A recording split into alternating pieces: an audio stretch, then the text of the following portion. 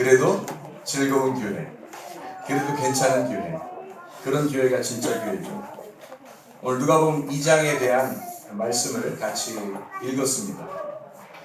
누가복음 2장 전체를 다 읽어야 되지만 누가복음 2장 전체를 다 읽지 않고 몇 구절만 우리가 같이 읽었습니다. 이 구절을 읽으면서 성경을 우리가 좀 다른 시각에서 한번 봤으면 좋겠다 이런 생각이 들고, 또 여러분에게 음악 하나를 먼저 틀어서 같이 한번 음악을 듣고, 어제 듣다가 마른 음악인데 다 같이 한번 더 들었으면 좋겠다 이런 의견들이 있어서 함께 저 음악을 같이 들었으면 좋겠습니다. 집으로 돌아가는 길, 지는 햇살 마음을 맡기고 나는 너의 이름 떠올리며 수많은 생각에 슬퍼지만 우리는 단지 내일 지금은 알 수가 없으니까 그저 너의 등을 감싸는 다 잘 될 거라고 말할 수 더 해줄 수 있는 일이 있을 것만 같아 초조해져. 무거운 너의 어깨와 기나긴 하루하루가 안타까워. 내일은 정말 좋은 일이 너에게 생기면 좋겠어. 너에겐 자격이 있으니까 이제 짐을 받고 행복해지길 나는 간절하게 소원해.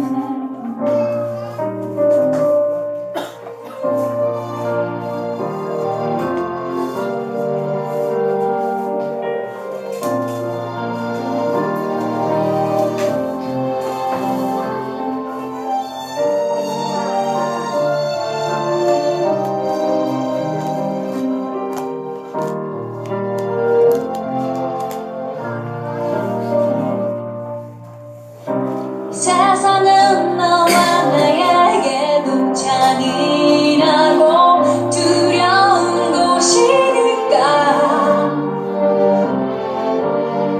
언제라도 여기로 돌아와. 집이 있잖아, 내가 있잖아. 내일은 정말 좋은 일이 우리를 기다려주길. 새로운 태양이 떠오르기를 가장 간절하게 바라던 일 이루어지기를 난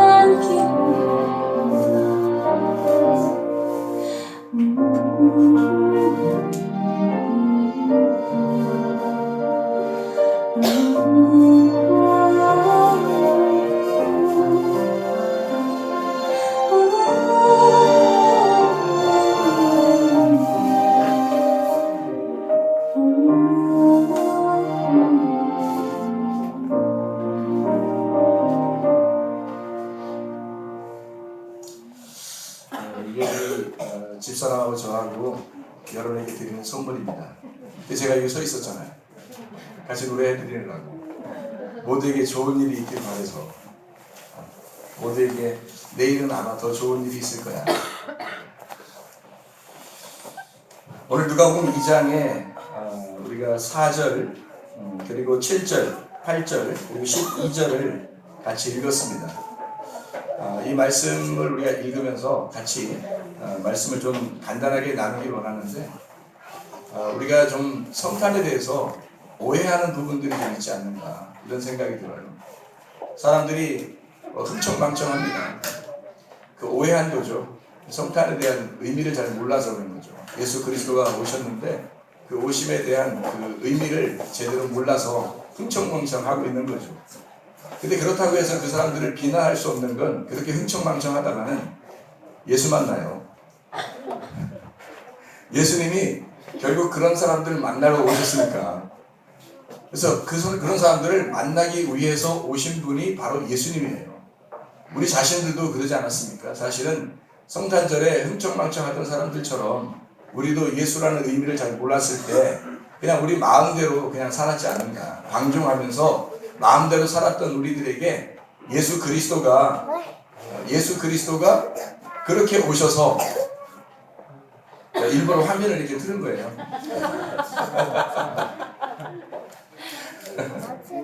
어제 우리가 그래서 우리 그 흥청망청하던 우리들이었는데 주님 만나러 오셨다 이 말이에요. 어제 우리는 그 어린 아이들 발표를 봤어요. 그렇죠? 어린 아이들 얼마나 귀여운지 오늘도 발표하고 얼마나 귀여운지 몰라요. 그 사진을 다 찍으셨나 모르겠어요. 부모님들이 사진 찍을 때 혹시 자기 아이만 찍었나 다른 사람들 같이 찍어줘야 되는데 그 클로즈업 해가지고 좀 확대시켜서 자기 아이만 찍었나 모르겠어요. 혹시 그 어제 그 발표할 때 그 자기 아이가 가장 잘 보이죠. 그래도 다른 사람 다 같이 똑같이 보여요? 아니면 자기 아이가 막 같이 잘 보여요? 어제 이런 아는 아이가 하람이하고 오녀하고 이렇게 막 앞으로 나와서 막 그랬잖아요. 근데 막 아이를 안고 또 뒤로 가고 막 이래요. 뭐 얼마나 큰 방해가 된다고. 저는 그래요. 설교하는 거하고 기도하는 거 빼놓고는요. 아이들이 함께 즐길 수 있는 그런 교회가 됐으면 좋겠습니다. 사실은 설교하는 것과 기도하는 것은 방해하면 안 되죠. 하나님의 말씀을 증거하는 것이고 그거를 못 듣게 하려고 방해하면 안 되니까. 오늘야. 근데 나머지는 다 괜찮아요. 그냥 막 앞으로 나와도 되고 함께 찬양해도 되고 함께 춤을 춰도 되고 아이들이 뛰어도 되고 그래요. 다른 건 괜찮습니다. 그렇죠. 기도하는 것하고 말씀 증거하는 것 빼놓고는 나머지는 아이들이 주인공이 되는 그런 교회, 아이들이 가장 즐거워하는 교회, 이런 교회가 됐으면 좋겠어요. 그게 우리 교회입니다. 소외되고 좀 연약하고 약한 사람들이 대우받는 교회. 여러분이 생각할 때 사회를 보는 거나 어제 저녁에 사회를 보고 막 이러잖아요. 또 앞에서 발표하고 어떤 건 막 어색해요. 다 알아요. 누가 얼마나 어색한지 이런 것도 다 알아요. 그렇지만 그게 더 아름답게 보이는 교회. 그럴 수 없느냐 이거예요. 정말 잘해야 되냐는 거예요. 우리가 연예인들처럼 정말 앞에 나와서 잘해야 되냐는 거예요. 그거 아니에요. 여러분의 자녀들이 여기 앞에 나와서 할 때 최고 잘해요? 그냥 최고 잘하게 보이는 거예요. 최고 잘하는 게 아니라 최고 잘하게 보이는 거예요. 왜요? 사랑하니까. 내 아들이니까. 내 딸이니까. 그렇게 보이는 거예요. 하나님이 우리를 보실 때 그렇게 보시는 거란 말이에요. 하나님 우리를 보실 때 잘해서 너희들이 연예인처럼 진짜 잘해서 내가 너희를 좋아하는 게 아니라 너희들 있는 모습 그대로 기쁘고 좋은 거예요. 어린 아이가 이 앞에 나와서 약간 방해가 될지 모르겠지만 그것이 다른 사람들에게는 조금 눈총을 받을 일인지도 모르겠어요. 근데 그 부모의 입장에서는 굉장히 예쁘게 보이는 거예요. 제가 그 부모의 눈을 알게 된 겁니다. 그리고 하나님 앞에 기도하면서 어린 아이들의 그 발표 있잖아요. 그 어린 아이들이 발표하는 건 너무 아름답죠. 그런데 더 은혜가 된 건 하람이하고 은효하고 앞에 나온 거예요. 방해하려고. 근데 그게 너무 예쁘게 보이는 거예요. 근데 하나님 앞에 기도하는데 하나님도 그렇게 보았다는 거예요. 하나님의 마음도 그렇다는 거예요. 내가 너희들을 볼 때 그렇다는 거예요. 전혀 방해가 되지 않는다는 거예요. 하나님은 어떻게 너희들이 어떻게 해도 그냥 이쁘다는 거예요. 그 마음을 알려주시는 거예요. 그리고 그 눈물을 주시는 거예요. 내가 너희를 그렇게 사랑해서 왔다 이 땅에. 그래서 성탄의 주인공은 예수가 아니라 바로 너희들이다. 너희가 오해한 것이다. 너희는 예수를 축하하기 위하여 모였다고 생각했겠지만 사실 성탄의 주인공은 너희들이었다. 너희들을 위하여 내가 왔다. 너희들을 구원하기 위하여 내가 죽으러 왔다. 목적은 너희들이었다. 목적은 내가 아니라 너희들이었다. 그거를 주님이 저에게 가르쳐 주시는 거예요. 너희를 구원하기 위해서 내가 온 거예요. 사람들은 나를 축하한다고 그런 어린 아이들을 제재하고 그럴 수 있겠지만 나는 너희들을 위하여 내 자신을 표적이 돼서 죽으러 왔다. 사실 성탄의 주인공 우리가 예수 그리스도여야 하죠. 그런데 예수님의 입장에서는 성탄의 주인공을 바로 우리라고 말씀하십니다. 우리의 입장에서는 예수 그리스도가 우리 성탄의 주인공이시죠. 주님의 입장에서는 우리들이 예수 그리스도의 주인공이십니다. 아멘이시죠? 얼마나 아름답습니까? 옆에 있는 사람 한번 보세요. 당신은 성탄의 주인공입니다. 이게 우리들의 오해입니다. 마태복음 1장 23절의 말씀을 보면 예수님은 처녀에게서 태어난다. 보라, 처녀가 잉태하여 아들을 낳을 것이니 그 이름을 임마누엘이라 하리라. 그 처녀가 알마라고 하는 단어거든요. 알마.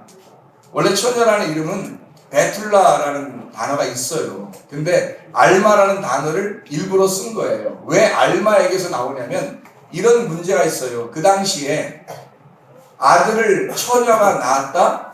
그러면 남자 없이 낳았으면 죽임을 당할 수가 있어요. 음란하다고 생각돼서. 그래서 죽임을 당할 수 있으니까 남편이 있는 여자인 처녀, 남자하고는 아무 관계가 없지만 남편이라고 이름 지어진 사람이 있어야 죽지 않는 거예요. 그래서 알마라는 여자는 이름이라는 단어는 어떤 단어냐면 남편이 있는 여자, 남편이 있는 처녀라는 단어예요. 알마라는 원래 단어가. 다시 말하면 주님께서는 남편이 있는 여인, 평범한 남편이 있는 여인, 뭐 특별한 남편이 아니에요.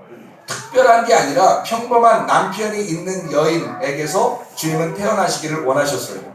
다시 말하면 남편이 이 땅에서 있으면 돼요, 안 돼요? 안 되죠. 하나님의 아들이면 그냥 여자에게서 태어나야 돼요. 남편이 있어서는 안 되거든요. 근데 남편이 이 땅에 남편이 있단 말이에요. 땅에 남편이 있는 그 여인에게 하나님의 남편 되셔서 그 남편인 아들을 낳게 하는 거예요. 무슨 말인지 아십니까? 땅에 남편이 있는데 하나님 하늘에 있는 남편이 마리아의 남편이 되셔서 그 마리아가 그 아들을 낳는 거란 말이에요. 그러니까 진짜 남편은 하늘에 계셨고 가짜 남편은 땅에 있었던 거죠.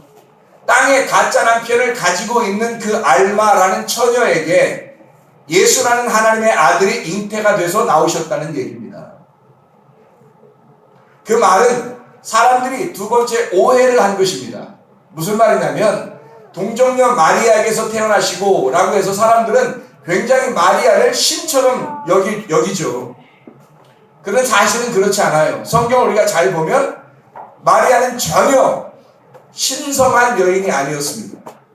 오히려 어떤 면에서는 이 마리아라는 이름조차도 구약에 있는 마라에서 온 거예요. 마라라는 이름에서 미리암이 나오고 미리암에서 마리아가 나온 거예요.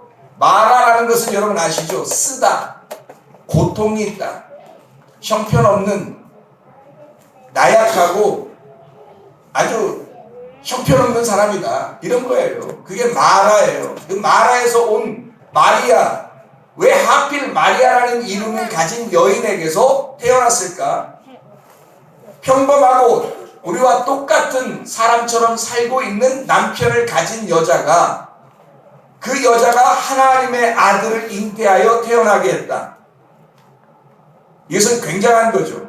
다시 말하면 죄인된 우리와 함께 하시기 위하여 죄인된 우리들에게 태어나시기를 소원하시는 하나님의 아들, 그 주님의 마음에 있었던 겁니다. 마태복음 1장 25절에 보면 동침하지 아니하였더라 라고 되어 있거든요. 그 동침이라고 하는 건 동침이가 아니고, 동침이라는 얘기는 야다라고 하는, 안다라고 하는 얘기예요. 다시 말하면 다른 남편을, 이 남편을, 자기가 가지고 있는 여기 지금 땅의 남편의 말을, 땅의 남편을 알지 아니하는 여자, 땅의 남편의 말을 알아듣지 아니하는 여자, 그 여자에게 하늘의 남편인 하나님의 말씀이 들어가서 그 아들 예수 그리스도가 말씀이 나오시는 거라 이 말입니다. 다른 남편을 소원하지 않는, 다른 남편과 동침하지 아니하는, 다른 말씀을 내 속에 집어넣지 아니하는, 그 씨를 집어넣지 않는, 오직 하늘의 씨만 집어넣는, 그 말씀, 하늘의 말씀만 집어넣는 그 여인 마리아, 평범한 여러분과 저와 같은 죄인 된 우리들에게 예수 그리스도 하나님의 말씀이 잉태되시기를 원하신다는 말입니다.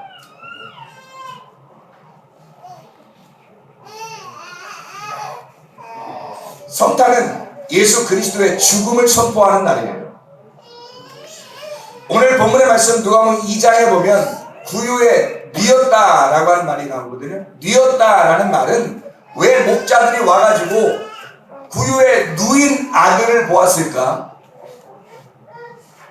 좀 멀쩡하게 좀 이렇게 일어서 있든지 앉아 있든지 뭐 이러면 안 되나요? 안 돼요. 누워 있는 아이를 본 거예요. 왜? 죽어 있는 아이를 보는 겁니다. 누워 있는, 죽어 있는 아이를 보는 거예요. 아, 이게 표적이구나 라고 하는 것을 깨달았어요. 이것은 이 아들에게 내려오는 표적이구나. 그럼 표적이라는 말은 뭐냐면 실제가 아니라 그림자라는 얘기예요. 뭘 가르쳐 줄 때 표적이라고 그러잖아요. 손가락이라는 얘기죠. 그래서 저기를 봐라 할 때 저 아이를 봐라. 그러면 저 아이를 보라 할 때 이 손가락이 아이예요. 저 아이가 아이예요. 저 아이가 아이란 말이에요. 그러면 여기에 이 손가락이 표적이라고요. 그러면 예수 그리스도가 구유에 누워있다라고 하는 것은 그 예수가 표적이라는 얘기예요. 그 구유에 누워있는 예수, 그 표적을 통해서 뭘 바라보라는 거예요? 죽음을 바라보라는 거예요. 누가 죽어야 될 걸, 너가 죽어야 될 것을 바라보라는 거죠. 예수 그리스도의 그 죽으심, 그 누우심을 보고 네가 죽어야 할 것을 바라보라는 거죠. 다시 말하면 예수가 주인공이 아니라 그 표적을 통해서 우리에게 말씀하시는 우리가 주인공이 된다는 얘기예요. 예수 죽었어요. 아, 예수님 죽으셨구나. 나 그거 믿어요. 그거로 끝이 아니에요. 예수 죽음이 여러분하고 전혀 상관없을 수도 있다는 얘기입니다.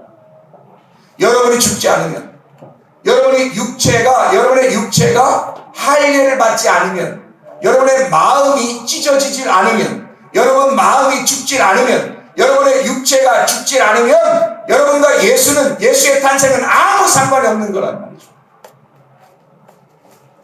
예수는 하나의 표적이에요. 여러분 자신이 죽질 않으면 예수님과 전혀 상관이 없는 시간을 보내고 있는 거란 말이에요. 이게 우리들의 오해란 말입니다. 세월호 아이들도 많이 죽었습니다. 그들 우리들도 이 나라의 주인공들이죠. 이 나라가 우리를 잘 보호해 줄 거라고 하는 건 기대할 수가 없습니다. 아마 앞으로도 우리나라가 굉장히 우리 모든 사람들을 다 보호해 줄 수 있을 거야 라고 기대하기는 어렵습니다. 그렇지만 하나님의 나라는 다릅니다. 하나님의 나라는 우리를 끝까지 보호하십니다. 하나님의 나라는 끝까지 우리를 책임지십니다. 그래서 주님은 첫 번째로 자기가 태어나면서 누구에게 나타날까 라고 호시하지 않았겠습니까? 그래서 그가 결정하신 것은 목자에게 나타나야 되겠다. 그래서 목자들을 불러와라. 목자들을 불러와서 목자들이 그 구유에 누인 아이를 첫 번째 보게 만들어 놓습니다. 왜? 그 시대에는 마태복음 23장이나 에스겔 13장, 에스겔 34장에 보면 그 시대가 가장 악한 목자들이 많았기 때문입니다. 사람들을 인도하는 악한 목자들이 많았기 때문에 선한 목자 되신 예수님이 태어나셔야만 했거든요. 가장 어두운 시대에 가장 밝은 빛이 하늘에서 내려오신 겁니다. 무엇으로? 선한 목자로 너희들을 끝까지 책임지겠다고. 이 세상의 나라는 우리를 보호할 수 없으나, 아마 이 나라는 우리를 끝까지 책임질 수 없으나 하나님의 나라는 다르다. 내가 양들을 끝까지 책임질 거야. 그 끝까지가 죽음입니다. 죽으면 끝이니까 그 끝까지 내가 너희들을 책임질 거야. 주님이 제자들을 사랑하실 때 끝까지 사랑하셨더라. 자기의 죽음으로 우리를 사랑하셨더라. 요한복음 19장 30절 말씀, 주님이 십자가 못 박혀 돌아가시면서 테텔레스타이, 다 이루었다. 모든 게 완성됐다. 이제 다 끝났다. 아멘. 아멘이십니다. 하나님은 우리를 그렇게 사랑하셔서 선한 목자로 오시기 때문에 주님 목자에게 나타나신 거예요. 내가 이렇게 목자로 오는 거다. 이 목자는 아마 예수님을 보고 가가지고 그 양들을 정말 잘 돌봤을 겁니다. 아, 이런 거였구나. 예수님이 오시는 것이 이런 거였구나. 여러분, 우리가 성탄을 지내고 있습니다. 오해하지 말기를 바랍니다. 주인공이 누군지를 정확하게 깨달으시기를 바랍니다. 주인공이 누군지를 놓치지 말기를 바랍니다. 우리 교회에는 표적을 따라 사는 것이 아니라 이 표적이 실제가 되어 구유에 누워 있으신 짐승의 먹잇감으로 오신 생명의 떡이 되셔서, 생명의 빵이 되셔서, 그 생명을 주기 위한 빵이 되셔서 우리에게 씹히기 위하여, 우리에게 죽임을 당하기 위하여 오신 그 예수, 그분에 대하여 우리는 잘못 오해하지 말기를 바랍니다. 예수 그리스도 우리를 위해서 죽으러 오신 분이십니다. 누구를 위해서요? 우리를 위해서. 예수님의 입장에서 사람이, 자녀가 가장 두려워하는 게 뭐냐면 부모 마음을 모르는 거예요. 부모 마음 모르는 게 가장 두려워하는 거예요. 여러분, 하나님 마음을 알려고 말씀 듣는 거예요. 여러분이 하나님 마음엔 어디에 있어요? 하나님 마음엔, 야, 성탄이잖아. 성탄, 너희들은 내가 주인공인 줄 알잖아. 나는 너희들이 주인공이야. 성탄을 맞이하는 태도입니다. 예수 탄생도 죽음도 중요합니다. 그렇지만 그것도 표적이에요.